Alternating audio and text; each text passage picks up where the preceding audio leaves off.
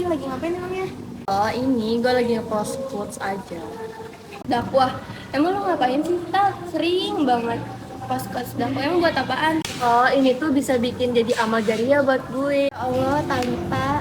Ya juga ya, tapi dakwah bukannya tablik ya setahu gua. Karena kan tablik itu menyampaikan. Kalau misalnya dakwah itu tuh dia tuh menyampaikan tapi dia juga mengajak.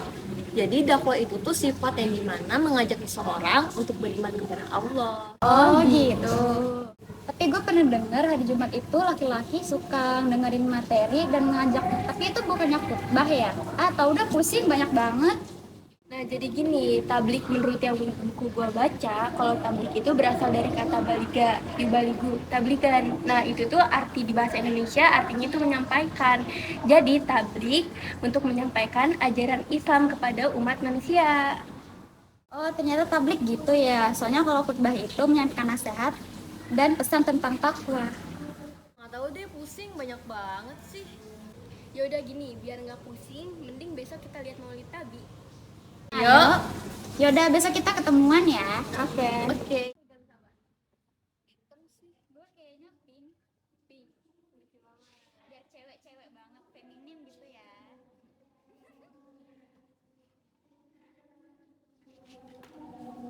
Nah, jadi tablik itu berasal dari bahasa baliga yubaligu tabligan yang diartikan ke bahasa Indonesia artinya itu menyampaikan.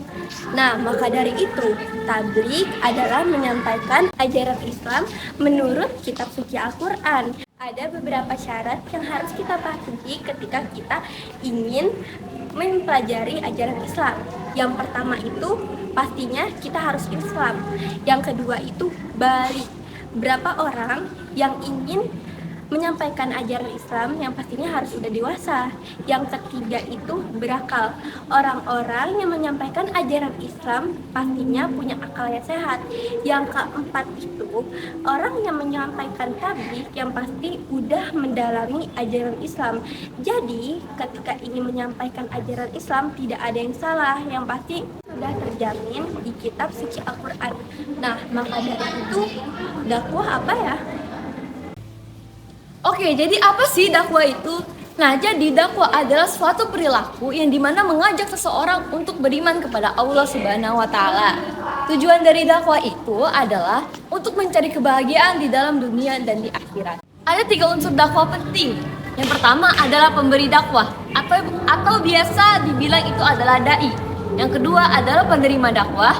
Dan yang ketiga adalah materi dakwah. Secara umum materi dakwah ini ada 3. Yang pertama itu adalah akidah, yang kedua adalah syariat, dan yang ketiga adalah akhlak. Ada 8 macam dari dakwah. Yang pertama adalah dakwah perorangan. Dakwah perorangan adalah dakwah yang dimana penerimanya itu hanyalah perorangan. Yang kedua adalah dakwah ammah. Dakwah ammah adalah dakwah yang disampaikan oleh perorangan, namun penerimanya itu banyak orang. Yang ketiga adalah dakwah bil lisan. Jadi dakwah bil lisan ini adalah dakwah yang dimana penyampaiannya itu melalui lisan. Contohnya adalah ceramah. Yang keempat adalah dakwah melalui amal. Nah, dakwah melalui amal ini adalah dakwah yang dimana penyampaiannya itu melalui amal dari si pemberi dakwah. Kelima adalah dakwah bitadwin. Dakwah bitadwin adalah dakwah yang dimana penyampaiannya itu melalui tulisan. Semisalnya itu melalui kitab ataupun majalah. Yang keenam adalah dakwah kebijaksanaan. Dakwah kebijaksanaan adalah dakwah yang dimana penyampaiannya itu melalui kearifan. Yang ketujuh adalah dakwah kultural. Dakwah kultural adalah dakwah yang dimana penyampaiannya itu melalui kesenian, contohnya melalui alat-alat tradisional. Dan yang terakhir adalah dakwah partisipatif. Dakwah partisipatif adalah dakwah yang dimana penyampaiannya itu melalui media sosial. Misalnya adalah konten-konten yang ada di media sosial. Yang terakhir ada khutbah. Apa itu khutbah? Khutbah adalah menyampaikan nasihat dan pesan tentang takwa. Jadi macam khutbah. Yang pertama khutbah Jumat, yang kedua khutbah pernikahan, yang ketiga khutbah istiqo, yang keempat Idul Adha, dan yang terakhir Idul Fitri. Ada ketentuan khotib, ada 7. Yang pertama materinya siap, yang kedua menguasai syarat, rukun, dan sunnah. Yang ketiga hafal Al-Quran dan hadis. Yang keempat berpakaian rapi dan sopan. Yang kelima bahasanya mudah dipahami. Yang keenam balik, dan terakhir ikhlas.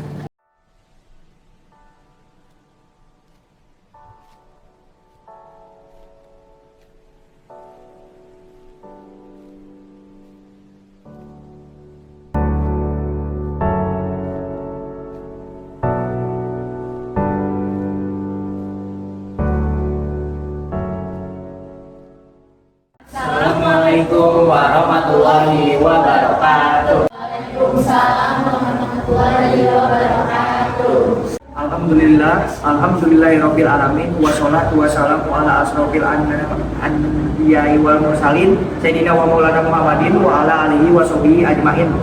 Amma ba'du.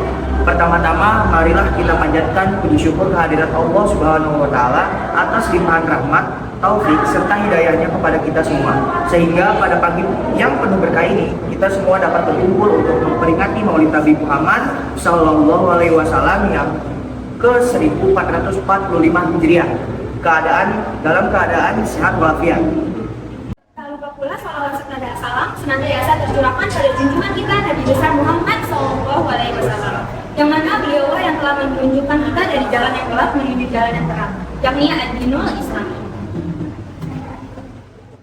Yang kami hormati Bapak M. Abdul Al-Manar SPD, yang kami hormati seluruh hadirin yang hadir pada hari ini dan yang hadir melalui channel YouTube. Semoga kita semua dapat menjadikan peringatan ini sebagai momentum untuk mencintai baginda Nabi Muhammad SAW. Perkenankan kami untuk memperkenalkan diri. Saya Naina Jara Salim Saya Bima Federal Setiawan sebagai pembawa acara Maulid Nabi Muhammad SAW 1445 Hijriah. Adapun susunan acaranya sebagai berikut. Yang pertama ada pembukaan oleh MC oleh Bima Feril dan saya Naina Jara Salim. Lalu yang kedua ada tilawah oleh Faiz Vigo dan Faradiga Maulida. Yang ketiga ada nasyid oleh Aikan Risa dan Anissa. Yang keempat ada tausiah atau ceramah oleh Dian Mintalia. Lalu yang kelima khutbah di hari Jumat oleh Muhammad Ali Pasha. Lalu yang keenam ada doa oleh Yudha Ramdhani dan selanjutnya yaitu penutupan. Hadirin yang kami hormati, mengawali acara pada pagi hari ini, marilah kita buka acara dengan membaca suratul Fatihah, supaya apa yang akan kita laksanakan hari ini dapat berjalan dengan lancar dan memberikan manfaat bagi kita semua. Amin. Bi barakatul Fatihah.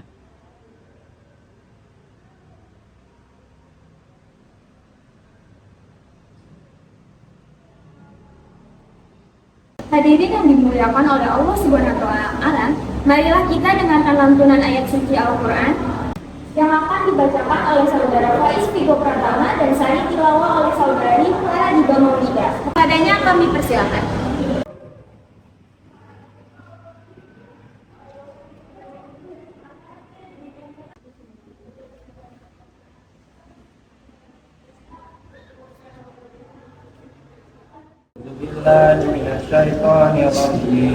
Bismillahirrahmanirrahim. Laqad kana lakum fi Rasulillahi uswatun hasanatun liman kana yarjullaha wal yawmal akhir wa dzakarallaha katsiran. Walamma ra'al mu'minuna ahzaba qalu hadana wa hadana Allahu wa rasuluhu wa sadaqallahu wa rasuluhu wa ma zadahum illa imanan wa tasliman. Sadaqallahul azim. Aku berlindung kepada Allah dari godaan syaitan yang terkutuk dengan menyebut nama Allah yang Maha Pengasih lagi Maha Penyayang. Sungguh telah ada pada diri Rasulullah itu suri teladan yang baik bagimu, yaitu bagi orang yang mengharap rahmat Allah dan kedatangan hari kiamat, dan yang banyak mengingat Allah. Dan ketika orang-orang mukmin melihat golongan-golongan yang bersekutu itu, mereka berkata, inilah yang dijanjikan Allah dan Rasul-Nya kepada kita. Dan benarlah Allah dan Rasul-Nya. Dan yang demikian itu menambah keimanan dan keislaman mereka. Maha benar Allah dengan segala firman-Nya.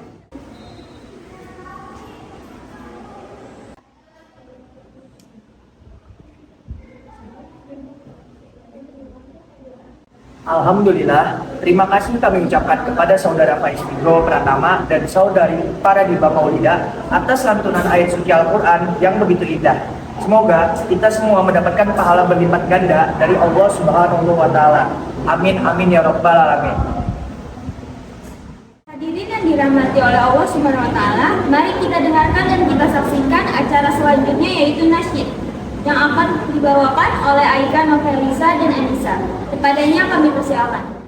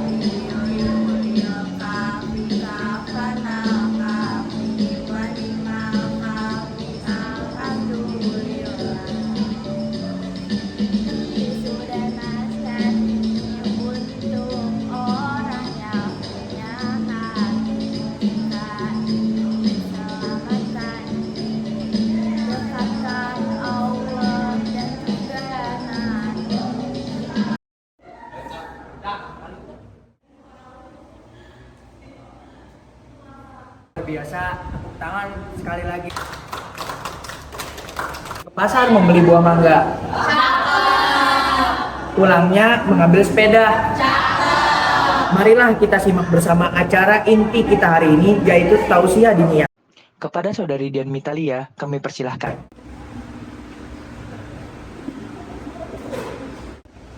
Bismillahirrahmanirrahim. Assalamualaikum warahmatullahi wabarakatuh.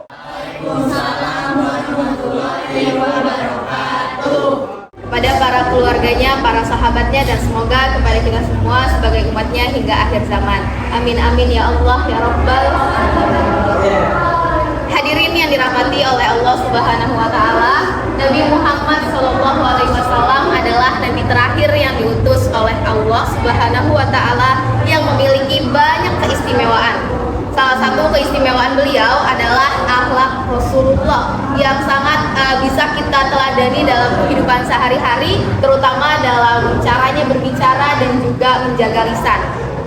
Nabi Muhammad selalu bertutur kata yang baik, yang santun, yang sopan, yang mudah dipahami, yang jelas. Perkataan beliau itu selalu mengandung kebenaran. Dalam hadis riwayat Bukhari, Rasulullah SAW pernah bersabda, keselamatan seseorang tergantung pada apa yang dia ucapkan dan kemampuannya dalam menjaga lisan. Namun pada kenyataannya masyarakat kita pada akhir-akhir ini seringkali menggunakan kata-kata yang menurun tingkat kesantunannya, terutama pada anak muda, pada generasi muda yang lebih sering berkata kasar. Terutama juga mereka berkata kasar ini bukan hanya dalam keadaan marah, tetapi dalam situasi apapun mereka bisa berkata kasar. Dalam hal bercanda atau kaget, bahkan apalagi ketika marah, semua perkataan itu akan keluar yang sangat miris untuk kita dengar di zaman ini. Lisan itu adalah anggota tubuh yang memang kecil bagiannya dalam tubuh kita, tapi lisan ini juga menentukan apakah nanti kita akan masuk surga ataukah kita akan terjerumus ke dalam api neraka. Karena kadar keimanan seseorang itu bisa dilihat dari bagaimana caranya dia untuk menjaga lisan dan tutur katanya. Lingkungan itu menjadi faktor utama sebenarnya para remaja ini bisa berkata kasar dan berbahasa yang kurang santun, baik itu dari lingkungan keluarga, pertemanan maupun lingkungan sekitar tempat tinggal gitu.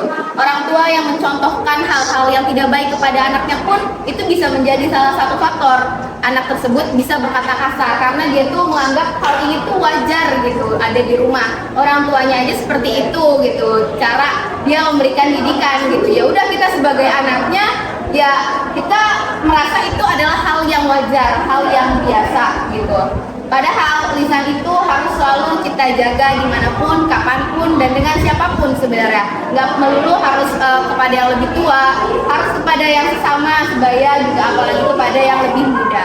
Berbahasa santun itu memang harus dididik dari kecil, dari anak itu masih belia gitu. Kita nantinya sebagai orang tua harus mengajarkan kepada anak-anak kita bahwa berbahasa itu harus yang baik, harus yang sopan, harus yang santun gitu. Jangan ada unsur-unsur kasar dan tidak baik lah di dalam perkataan. Karena ketika kita membiarkan hal itu terjadi, maka nilai-nilai dari akhlak Nabi Muhammad tadi akan semakin luntur di zaman yang akan datang gitu. Ingatlah satu hal, kalau kamu tak punya harta, tak punya jabatan, tapi kalau kamu beriman dan punya akhlak mulia, kamu akan dihargai dimanapun kamu berada. Terakhir, mari kita hiasi kehidupan kita dengan meneladani akhlak-akhlak Rasulullah SAW. Semoga Allah senantiasa memberikan kita keberkahan untuk kehidupan yang lebih damai, lebih bahagia, dan lebih sejahtera nantinya. Akhir kata saya ucapkan wabillahi taufiq wal hidayah. Wassalamualaikum warahmatullahi wabarakatuh. Masya Allah, terima kasih untuk Dian Mitalia. Semoga tausiah yang beliau sampaikan bisa kita amalkan dan dapat menjadi pengingat kita semua. Amin. Ya Rabbal Alamin. Cara yang selanjutnya yaitu melantunkan sholawat bersama-sama. Kepada hadirin dimohon untuk berdiri.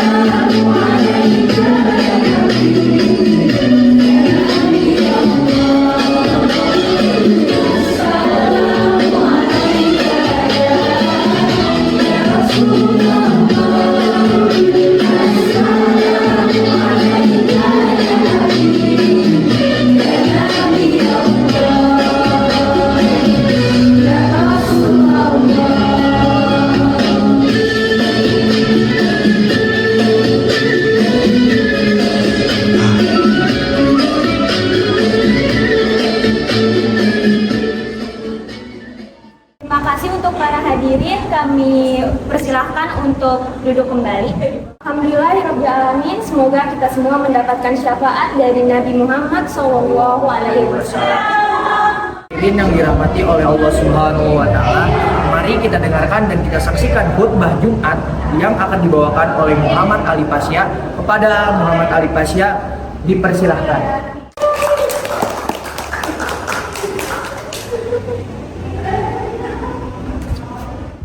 Jumat Rasulullah telah meninggalkan kita umatnya pada tahun 1388 tahun yang lalu.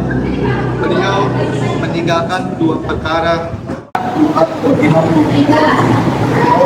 telah meninggalkan kita umatnya 1388 tahun yang lalu. Beliau meninggalkan dua perkara yang harus kita pegang, yaitu Quran dan hadis. Rasulullah bersabda, "Taraktu bikum amron tadimu ma tamassukum biha kita Allahi wa sanatan wa rasulih." Artinya, aku telah meninggalkan pada kamu dua perkara, kamu tidak akan tersesat selama pada keduanya, yaitu kitab Allah dan sunnah hadis sahih dari air mari al-Baihaqi al-Azam.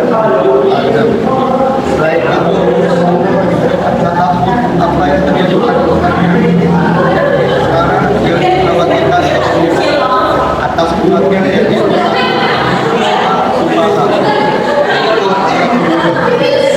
dari pemimpin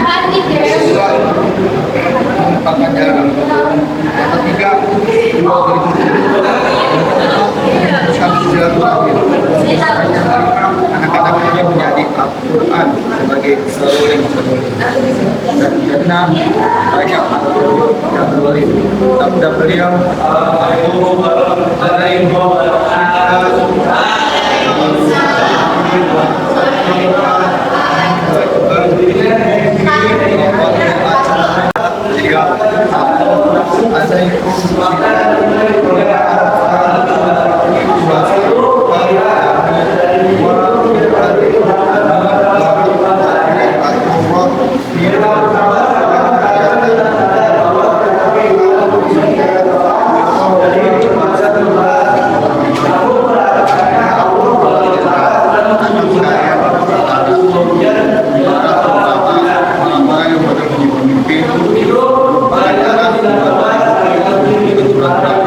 anak-anak muda yang menjadi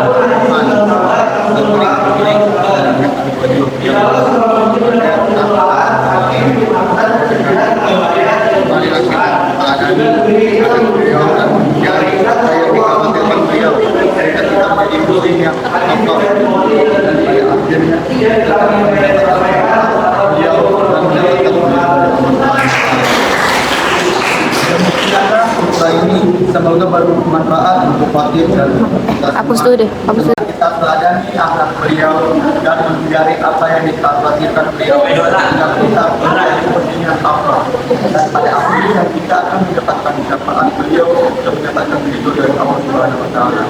Demikianlah mendapat manfaat untuk fakir dan untuk kita semua.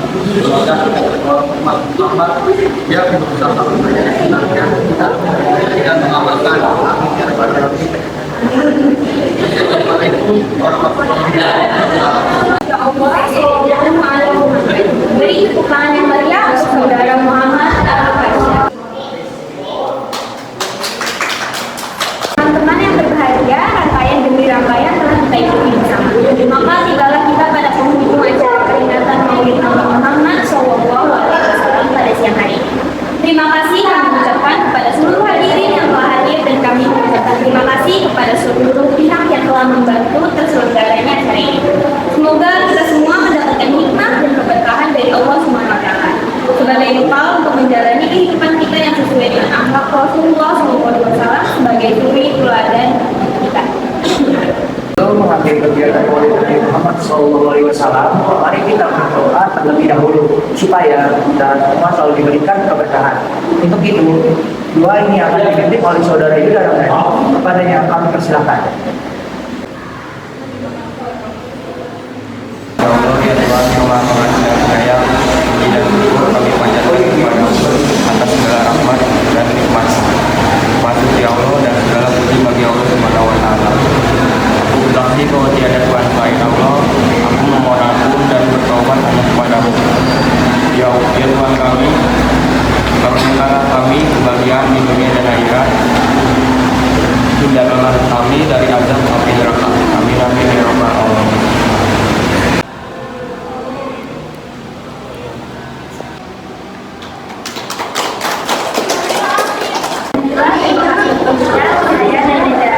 Saya Bimo Daniel. Setelah mulai berwawancara, mohon maaf apabila ada satu yang kurang berkenan di hati. Mari kita akhiri acara ini dengan mengucapkan alhamdulillah. Alhamdulillah.